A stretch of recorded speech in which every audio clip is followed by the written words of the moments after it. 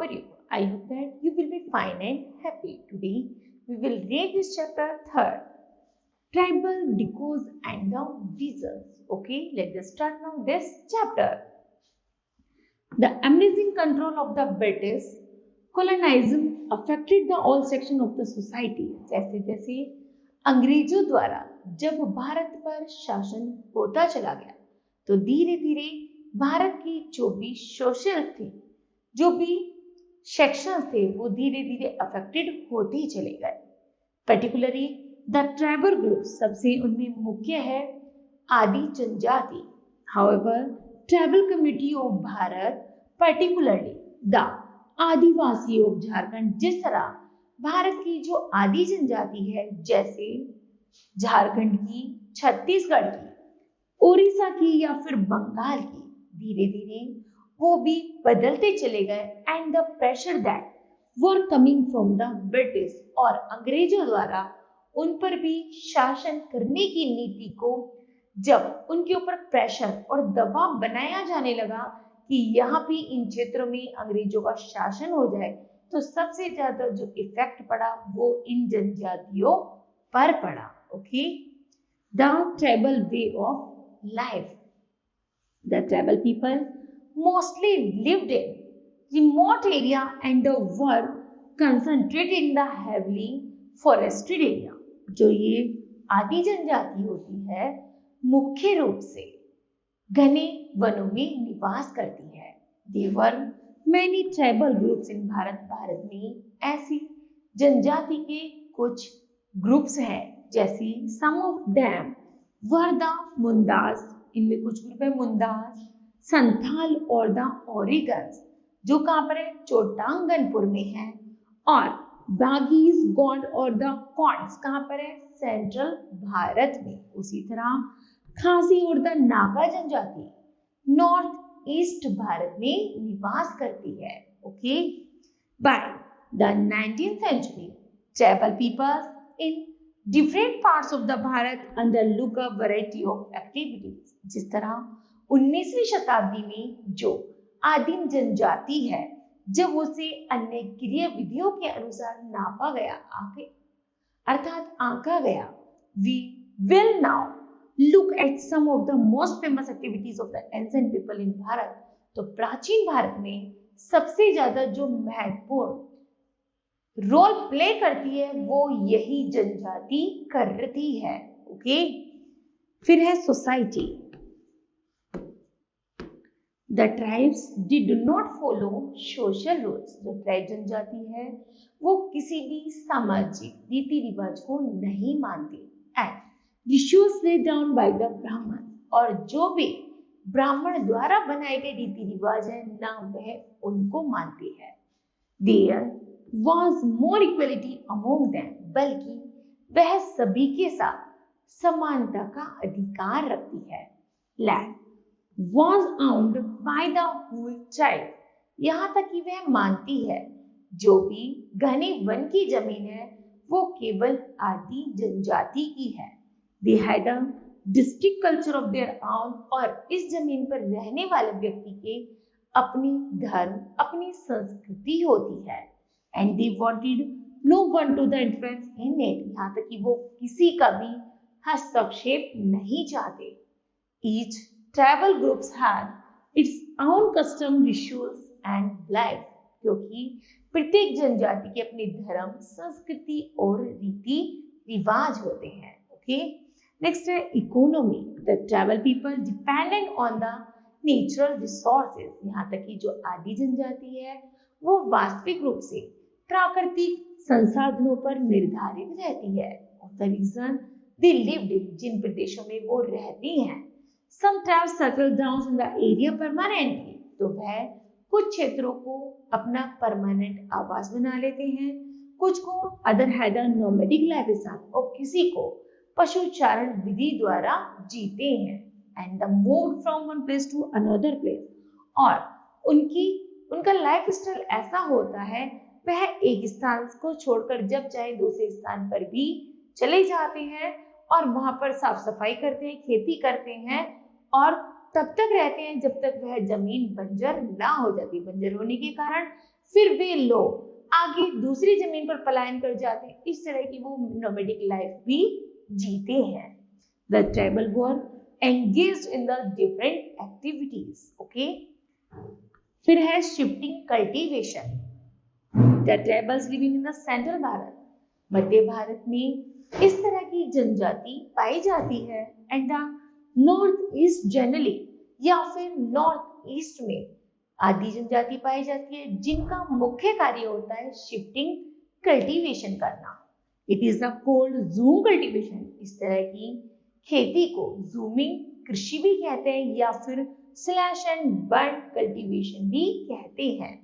साफ करो, जलाओ और खेती करो। Okay, it was done on A small patches of land. ये क्या करते हैं लोग? जमीन का एक छोटा सा एरिया को साफ करते हैं।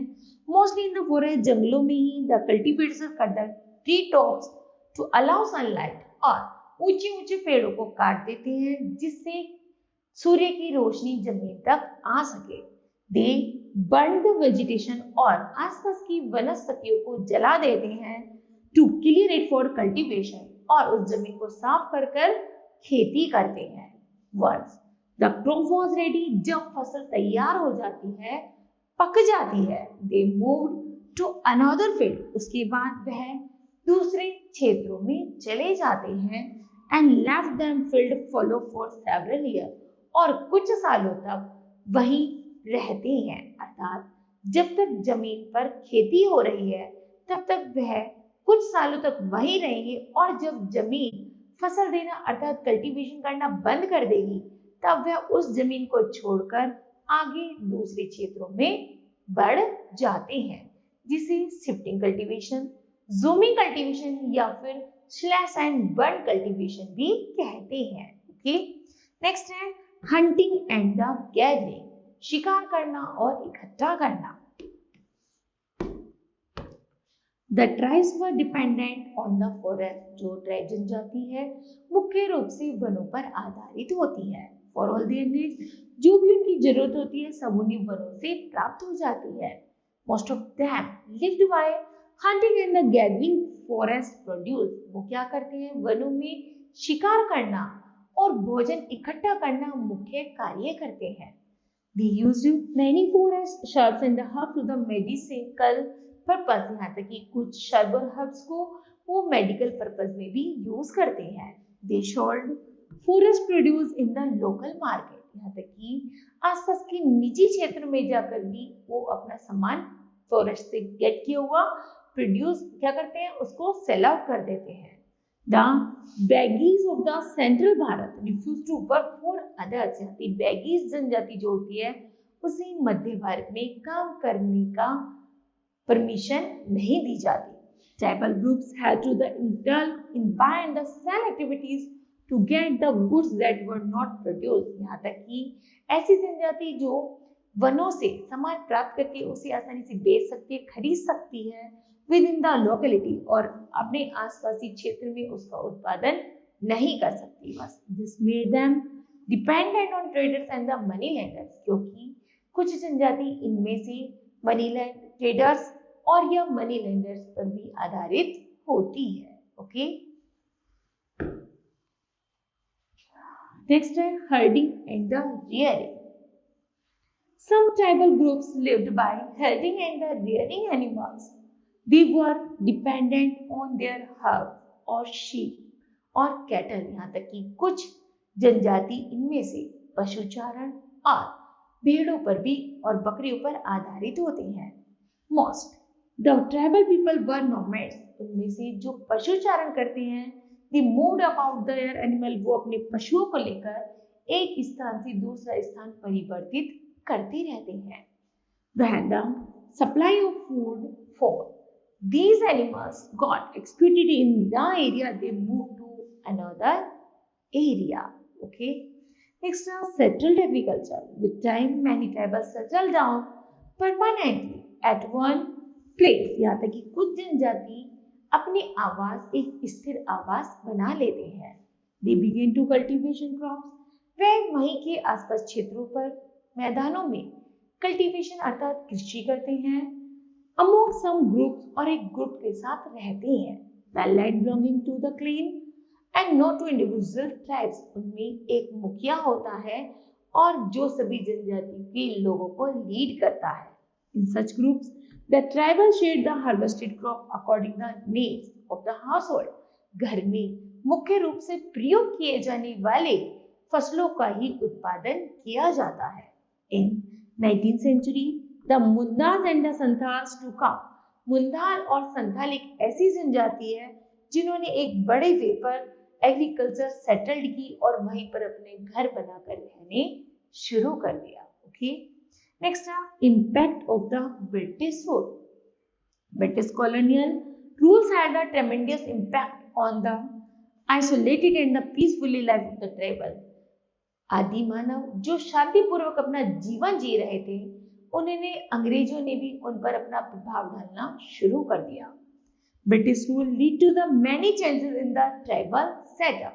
यहाँ थी कि उन आदिवासियों को अपना जीवन या अपना घर सेटअप करने में अंग्रेजों से कुछ परेशानियों का सामना भी करना पड़ा।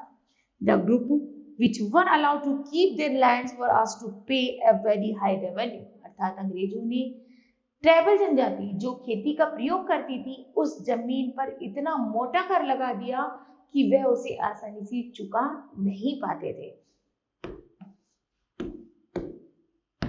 They forced many tribal to become settled agriculture। कुछ जनजाति जो परमानेंट आवास बनाकर रह रहे थे टू पे फिक्स्ड रेवेन्यू, उनके ऊपर भी एक फिक्स कर घोषित कर दिया। The company but the many places the land was not fertile. लेकिन जमीन इतनी उपजाऊ होने के कारण उन पर क्या होता था, खेती इतनी अच्छी नहीं होती थी, इसलिए वो टैक्स चुका नहीं पाते थे। नेक्स्ट है the company declare forest as state property. Company ने, अंग्रेजी कंपनी ने डिक्लेयर कर दिया था ये जो जमीन है वो सरकारी जमीन है। Restrictions were put on the collections of the forest produce. यहाँ तक कि तुम जंगलों में ऐसा कोई उत्पादन कार्य नहीं कर सकते। ऑन प्रैक्टिसिंग शिफ्टिंग कल्टीवेशन, जिस तरह तुम शिफ्टिंग कल्टीवेशन कर रहे हो, ऑन द कटिंग ट्री, पेड़ों को काट रहे हो, शिकार कर रहे हो, ऐसा कुछ भी तुम्हें परमिशन नहीं दी गई है जिससे तुम वनों का हनन कर सको। ओके, नेक्स्ट है the traders charge very high prices. यहाँ तक कि कुछ जनजाति जो अपना सामान निर्मित करती थी उनके ऊपर भी बहुत हाई क्वालिटी के टैक्स लगा दिए गए, जिससे आदि मानव, आदि जनजाति अपने सामान को उचित मूल्य पे ना बेच सके। The tribal often had to take short term loans. यहाँ तक कि कभी कभी आदि मानव, आदि जनजाति क्या होती थी, थोड़े मोड़े लोन लेकर के अपना व्यापार शुरू करती थी। Who charged a very high, लेकिन उस पर भी, उसके धन पर भी उस मनी लेंडर इतना ज्यादा टैक्स लगा देता था कि वह आसानी से उस धन को चुका ही नहीं पाते थे। ओके, नेक्स्ट है tribal revolts. The tribal revolts were most common and the frequent during the colonial rule in the tribal territories. The Pole rebellions of the 1831 to 1832 and the Santhal rebellion of the 1855 was major rebellions. The organs under the leadership of the Jatra organ also rebelled. The most widespread and the long-lasting protest, however, was that of the मुंडाल्स। यहाँ तक कि इन जनजातियों ने, मुंडा जनजातियों ने बहुत सारे revolts अर्थात क्रांति भी शुरू कर दी अगेंस्ट द ब्रिटिश रूलर, और उन्होंने जगह जगह समय समय आने पर उन्होंने अंग्रेजों के प्रति आंदोलन करने शुरू किए और अपने आप को बचाना शुरू कर दिया, जिससे इन सारी परेशानियों से वो आसानी से बच सके। ओके, नेक्स्ट है संथाल हुल। When the zamindari system was introduced in Bengal presidency, जब बंगाल में जमींदारी प्रथा शुरू की गई, the British and the zamindars claimed the traditional Santhal. तो अंग्रेजों ने जमींदारों से मिलकर जो संथाल जनजाति थी उनके ऊपर बहुत मोटा टैक्स लगाना शुरू कर दिया था। The Santhals were exploited mercilessly। जो संथाल जनजाति थी वो बुरी तरह से अंग्रेजों द्वारा, जमींदारों द्वारा प्रभावित होने लगी। by the landlords who charge exorbitant rates। यहाँ तक कि उन्होंने उस दर की इतनी अधिक कीमत रख दी थी कि जितना तो उसका मूल्य भी नहीं था।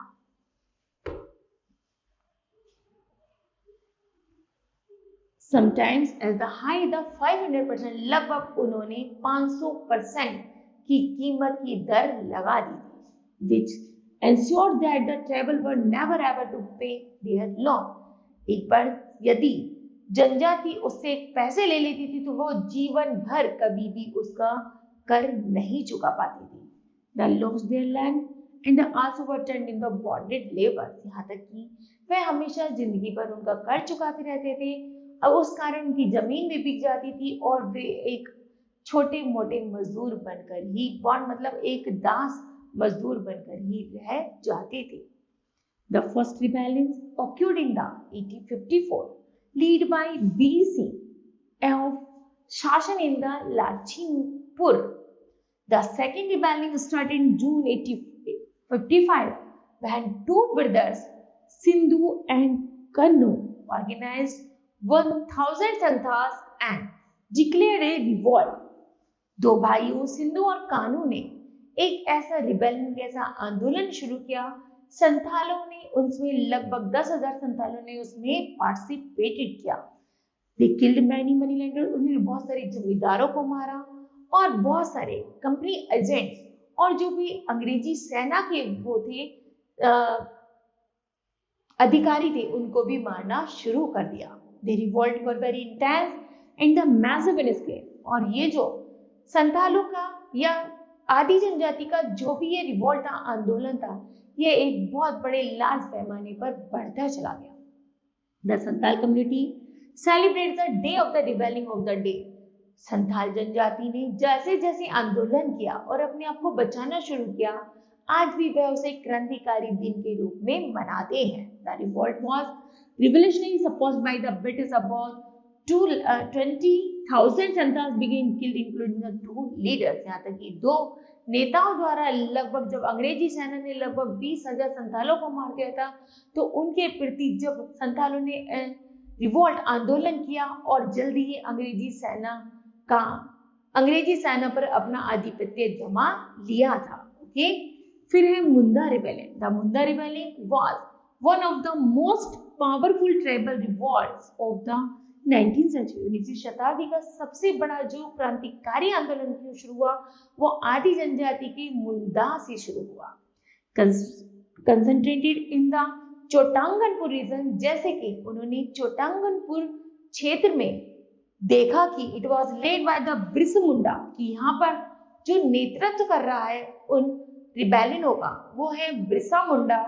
बिरसा मुंडा द उल्लंघन ऑन द ग्रेट टमोटी, वह एक महान नेता की तरह, महान लीडर की तरह सारे जनजाति लोगों का क्या कर रहा था, एक अच्छा खासा उनको लीड कर रहा था जिससे वो अपने अधिकारों को गेट कर सके।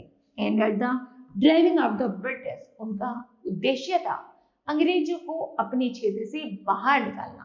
And there agent in the establish Mundara, और जल्दी ही अपने क्षेत्र पर मुंडा राज घोषित करना। Birsa Munda wanted to bring back the golden age, Birsa Munda ने जल्दी ही मुंडाओं के जीवन में एक सुनहरा अवसर ला दिया था। He wanted to free his people, उन्होंने जल्दी ही अपनी जनजाति के लोगों को अंग्रेजों से छुड़वा लिया था और जमींदारों से फ्री कर दिया था। And he asked the tribes to forcefully take back and the land that the British had taken away from them. उन्होंने जल्दी ही जमींदारों और अंग्रेजों से उन लोगों को उनकी जमीन वापस दिला दी थी जो उन्होंने कारणवश हड़प ली थी। The British came down heavily against the rebellion. जल्दी ही अंग्रेजी सेना ने जब एक दोबारा क्रांति की भावना आई, they arrested, उन्होंने बिरसा को अरेस्ट कर लिया 1854 में and imprisoned him, और उसको कैदी बना लिया। He died soon, जल्दी उसे मार दिया गया। Movement fizzled out after this through sporadic protest continued. Okay, these were the main uprising the non-frontier tribes. अब अंग्रेजों के सामने कोई भी ऐसी जनजाति नहीं बची थी जो उनका लीड कर सके। The frontier tribes also revolt against the British annexations of their land, लेकिन फिर भी उन सारे मुंडा ने सारी जनजाति ने एक सूत्र में खड़े होकर अंग्रेजों के प्रति आंदोलन किया। The main frontier tribal uprising were the खासी अपराइजिंग। उसके बाद उन्होंने खासी जनजाति को मिला लिया। अहोम्स का आंदोलन शुरू हुआ और सिंह पॉन्स रिबेलिंग शुरू हुआ 1830 to 1855। इन 20वीं शताब्दी में रानी गैधेनुलु लीड द नागा मूवमेंट। उन्होंने नागा जनजाति का रानी दीघाबाई ने आंदोलन शुरू किया और अंग्रेजों को अपने क्षेत्र से बाहर कर दिया। Okay, then kids, this chapter will be completed. I hope that you understood well. Thank you. Have a nice day.